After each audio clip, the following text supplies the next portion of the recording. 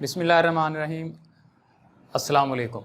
एक नए लेक्चर के साथ मैं हूं मोहम्मद वसीम। डियर स्टूडेंट्स, आज हम डिस्कस करने वाले हैं चैप्टर 2 को। चैप्टर 2 है थ्योरी ऑफ क्वाड्रेटिक इक्वेशंस। तो जैसे कि हमने पहले चैप्टर में पूरे उस चैप्टर में हमने क्वाड्रेटिक इक्वेशन के बारे में हमने पढ़ा है और क्वाड्रेटिक इक्वेशन क्या होती है, उसको कैसे सॉल्व कर सकते हैं। क्वाड्रेटिक इक्वेशन को सॉल्व करने के तीनों मेथड्स हमने पढ़े हैं। तो आज इस चैप्टर में हमने क्वाड्रेटिक इक्वेशन की थ्योरी पढ़नी है। क्वाड्रेटिक इक्वेशन की नेचर के बारे में हमने पढ़ना है, उसके रूट्स की नेचर के बारे में हमने पढ़ना है। तो इसी लिहाज से हमारा आज का जो टॉपिक है डिस्क्रिमिनेंट। अब डिस्क्रिमिनेंट क्या होता है, अब डिस्क्रिमिनेंट का मतलब क्या है। डिस्क्रिमिनेंट का मतलब होता है एक ऐसी चीज़ जो दो या दो से ज़्यादा चीज़ों के दरमियान डिफरेंस क्रिएट करे, जो फ़र्क बताए उसे हम कहते हैं डिस्क्रिमिनेंट। और मैथमेटिक्स के अंदर ये क्या होता है, अब ये देखिए हमने क्वाड्रेटिक फार्मूला पढ़ा था फर्स्ट चैप्टर में। x is equal to minus b under root minus b plus minus under root b square minus 4ac divided by 2a। ये था क्वाड्रेटिक फार्मूला। तो इस क्वाड्रेटिक फार्मूले में ये जो स्क्वायर रूट के अंदर वाली वैल्यू है बी स्क्वायर माइनस 4ac, इसको हम कहते हैं डिस्क्रिमिनेंट। इस चीज़ को हम कहते हैं फ़र्क पैदा करने वाली चीज़। किसके दरमियान फ़र्क पैदा करने वाली चीज़, वो भी हम ज़रा देखते हैं। अच्छा, ये यूज़ किस लिए होता है, किस चीज़ में हम इसे यूज़ करते हैं। It is use to find the nature of roots of a quadratic equation. कि क्वाड्रेटिक इक्वेशन के रूट्स की नेचर फाइंड आउट करने के लिए, नेचर बताने के लिए हम ये फॉर्मूला यूज़ करते हैं बी स्क्वायर माइनस 4ac। अब नेचर का क्या मतलब है, यानी जो हमें क्वाड्रेटिक इक्वेशन दी हुई है उसके जो रूट्स होंगे, रूट्स मीन क्वाड्रेटिक इक्वेशन को सॉल्व करने के बाद x की जो वैल्यूज आती थी, यानी उस इक्वेशन का जो आंसर आता था, उसे उस इक्वेशन के रूट्स कहते हैं। तो उन रूट्स की नेचर क्या होगी, यानी वो रियल होंगे, रैशनल होंगे, कम्प्लेक्स होंगे, वो किस तरह के होंगे, वो हमें ये फॉर्मूला बताया करेगा बी स्क्वायर माइनस 4ac। ये फॉर्मूला हमें बताएगा बी स्क्वायर माइनस 4ac। ये डिस्क्रिमिनेंट है और ये यूज़ होता है क्वाड्रेटिक इक्वेशन के रूट्स की नेचर फाइंड करने के लिए। अब इस पूरे फॉर्मूले में ये जो बी स्क्वायर माइनस 4ac है, इसी को ही हमने क्यों सेलेक्ट किया है, इसी को ही हम डिस्क्रिमिनेंट क्यों कह रहे हैं, हम इस पूरे फॉर्मूले को हम क्यों नहीं कह रहे। इसकी ज़रा मैं यहाँ पे पहले एक चीज़ बता दूँ। अब देखिए कुछ नंबर्स हैं आपके पास, ये अंडर रूट 4 है और दूसरा है जी -3 और एक है अंडर रूट 5। अब देखिए अंडर रूट 4 आप इसका स्क्वायर रूट ले लें तो ये आ जाएगा आपके पास 2, और 2 क्या है, रियल नंबर है, एक रैशनल नंबर है। रैशनल है यानी 2/1, ये रैशनल नंबर है। और इसी तरह अंडर रूट -3 है, नेगेटिव नंबर का आप स्क्वायर रूट जो है वो नहीं ले सकते, तो इसका अगर आप स्क्वायर रूट लें तो अंडर रूट 3 आयोटा आ जाता है। और इसे हम क्या कहते हैं, इसे आप कॉम्प्लेक्स नंबर कहते हैं, इमेजिनरी कहते हैं। और इसी तरह 5 है, इसका 2 पॉइंट समथिंग आंसर आएगा, ये क्या होगा, एक इर्रेशनल नंबर होगा। देखिए ये तीनों नंबर से 4, -3 और 5, इनकी नेचर मैंने बता दी कि मैंने कहा अंडर रूट 4 इसका आंसर 2 आता है, तो ये क्या बन जाता है, रैशनल है, रियल भी है, रैशनल है। और अंडर रूट -3 तो ये क्या आता है, कम्प्लेक्स आ जाता है, आयोटा इसमें आता है। और अंडर रूट 5, अब 5 क्या है तो ये भी पॉजिटिव और ये भी पॉजिटिव, ये परफेक्ट स्क्वायर है, ये नॉन स्क्वायर नंबर है। जब आप इसका स्क्वायर रूट लेते हैं तो 2 पॉइंट समथिंग आगे जो है वो इनफिनाइट डिजिट्स आ जाते हैं, नॉन टर्मिनेटिंग फ्रैक्शन बन जाती है, तो ये इर्रेशनल नंबर बन जाता है। तो अब देखिए ये तीनों नंबर्स की नेचर जो है वो कैसे डिसाइड हो रही है, स्क्वायर रूट की वजह से डिसाइड हो रही है। तो यानी इस पूरे पोर्शन के अंदर ये जो स्क्वायर रूट के अंदर वाला हिस्सा है, ये हमें बताएगा कि किसी इक्वेशन के जो रूट्स हैं वो किस तरह के होंगे, वो कम्प्लेक्स होंगे, वो रियल होंगे, वो रैशनल होंगे, इररेशनल होंगे। तो स्क्वायर रूट के अंदर जिस तरह का आंसर आएगा, यानी स्क्वायर रूट के अंदर इस तरह का आंसर आता है या नेगेटिव आता है या इस तरह का आता है, किस तरह का आंसर आता है। तो अब हम जरा देखते हैं, पॉइंट्स हम पढ़ते हैं कि डिस्क्रिमिनेंट के ऊपर किसी भी इक्वेशन का जो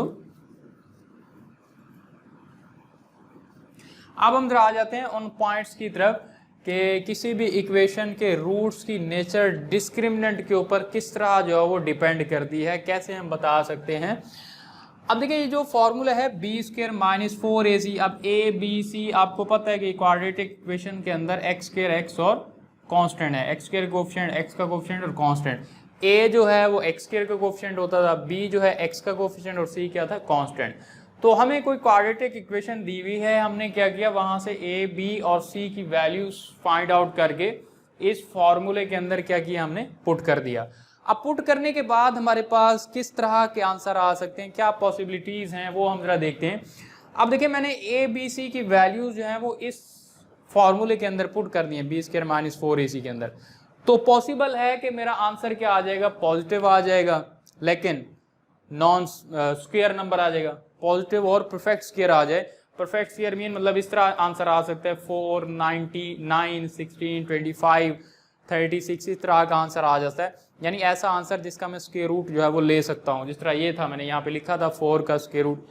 तो डिस्क्रिमिनेंट ऐसा आ जाए जो पॉजिटिव हो और परफेक्ट स्क्वायर हो, किस चीज़ का स्क्वायर हो, तो फिर उस इक्वेशन के जो रूट्स की नेचर होगी वो ये होगी, एक तो होंगे वो real, rational and unequal. Real, rational and unequal, यानी उस इक्वेशन का जो आंसर आएगा वो रियल, रैशनल और अनइक्वल होगा। अब इसी तरह दूसरा point, if b square minus 4ac is greater than 0, greater than 0 का मतलब positive, but not a perfect square. ऊपर हमने कहा था पॉजिटिव हो और परफेक्ट स्क्वायर हो, बट इसमें हम कह रहे हैं not a perfect square, positive तो हो लेकिन परफेक्ट स्क्वायर ना हो। परफेक्ट स्क्वायर मीन इस तरह का हो 10, 5, 20, 30, मतलब जिनका आप स्क्वायर रूट नहीं ले सकते, कंप्लीट स्क्वायर रूट नहीं ले सकते। इस तरह का अगर आंसर आ जाता है तो फिर रूट्स क्या होंगे आपके पास, रूट्स ये होंगे real, irrational and unequal. Real, irrational and unequal. तो इन दोनों में फर्क सिर्फ रैशनल और इररेशनल का। जिस तरह ये मैंने बताया था कि अंडर रूट के अंदर कोई परफेक्ट स्क्वायर आ जाता है तो वो क्या होता है, ये रैशनल है और ये क्या है, इररेशनल है। स्क्वायर रूट के अंदर परफेक्ट स्क्वायर नंबर आ जाए तो वो रैशनल होता है और परफेक्ट स्क्वायर नंबर ना हो तो वो इररेशनल होता है। इस बेस पे हम जो है वो कह रहे हैं कि b square minus 4ac perfect square होगा तो उसके रूट्स रियल, रैशनल और अनइक्वल होंगे, और परफेक्ट स्क्वायर नहीं होगा तो फिर रियल, इररेशनल और अनइक्वल होंगे। अब आ जाते हैं if b square minus 4ac is equal to 0, यानी पॉसिबल है कि इसके अंदर मैं वैल्यूज पुट करूं और आंसर क्या आ जाए, 0 आ जाए। अगर डिस्क्रिमिनेंट का आंसर 0 आ जाता है तो फिर रूट्स क्या होंगे, रूट्स होंगे जी रियल एंड इक्वल। ये दो चीजें होंगी कि उस इक्वेशन के जो रूट्स हैं एक तो रियल होंगे और दूसरा जी इक्वल होंगे। यानी उस इक्वेशन को अगर सॉल्व करें तो दोनों आंसर सेम आएंगे, जैसे 2, 2, x is equal to, x is equal to, x is equal to 3, 3 या 4, 4 या 5, 5, यानी दोनों आंसर सेम आएंगे। और लास्ट एक पॉइंट है कि if b square minus 4ac is less than 0, less than 0 का मतलब था नेगेटिव, कि अगर किसी इक्वेशन का डिस्क्रिमिनेंट जो है वो नेगेटिव आ जाता है तो उस इक्वेशन के जो रूट्स हैं वो कॉम्प्लेक्स होंगे, वो इमेजिनरी होंगे, वो आयोटा वाली फॉर्म में होंगे, उनके साथ आयोटा होगा, जिस तरह अभी मैंने अंडर रूट -3 लिखा था, तो इस तरह आगे होंगे। तो ये 4 पॉइंट जो है वो अगर हम याद रखेंगे तो फिर हम किसी भी इक्वेशन के रूट्स की नेचर जो है वो इजीली बता सकते हैं। तो हम स्टार्ट करते हैं एक्सरसाइज 2.1। तो 2.1 में जो पहला क्वेश्चन है वो तो है जी शॉर्ट क्वेश्चन, और दूसरा भी शॉर्ट क्वेश्चन ही है। एक्सरसाइज 2.1 और क्वेश्चन नंबर 1 है इसका, इसमें कहते हैं find the discriminant of the following given equations. तो क्वेश्चन नंबर 1 में हमें क्या दिया हुआ है, कुछ इक्वेशंस दी हुई हैं, उनका हमने डिस्क्रिमिनेंट निकालना है, यानी ये हम फॉर्मूला यूज करेंगे, उसके अंदर वैल्यूज पुट करें और जो आंसर आएगा वो हमारा डिस्क्रिमिनेंट होगा। ये शॉर्ट क्वेश्चन है। तो पहला जो इसका पार्ट है, part number 1,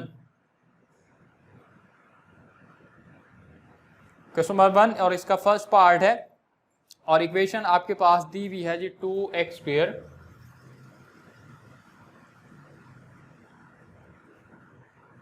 2x² plus 3x minus 1 is equal to 0। ये आपके पास एक क्वाड्रेटिक इक्वेशन गिवन है और हमने क्या करना है, इसका डिस्क्रिमिनेंट निकालना है। तो डिस्क्रिमिनेंट निकालने के लिए कितनी चीज़ों की ज़रूरत है, हमें 3 चीज़ों की ज़रूरत है, a, b और c। तो देखते हैं ये a, b, c क्या चीज़ें हैं। तो ये हमने कहा था कि x² का जो कोफिशिएंट होता है उसे हम a कहते हैं। तो x² का कोफिशिएंट 2 है, तो a की वैल्यू आपके पास 2 आ गई। और फिर हमने कहा था जो x का कोफिशिएंट होता है उसे हम b कहते हैं, और यहाँ x का कोफिशिएंट 3 है, तो b की वैल्यू क्या आ गई, 3 आ गई। और कांस्टेंट मीन विदाउट x वाली वैल्यू, अब x बगैर x वाली वैल्यू, और वो है -1। तो c की जो वैल्यू है वो आपके पास आ गई -1। तो मैंने a, b, c क्या कर दिए, सेपरेट कर दिए। अब मैं क्या लिखता हूँ, फार्मूला लिखता हूँ डिस्क्रिमिनेंट का, और उसके अंदर वैल्यू जो है वो पुट कर देता हूँ, फार्मूला। और फार्मूला मीन पूरा क्वाड्रेटिक फार्मूला नहीं, जस्ट ये वाला हिस्सा हम निकालेंगे, b² माइनस 4ac, और ये हम डिस्क्रिमिनेंट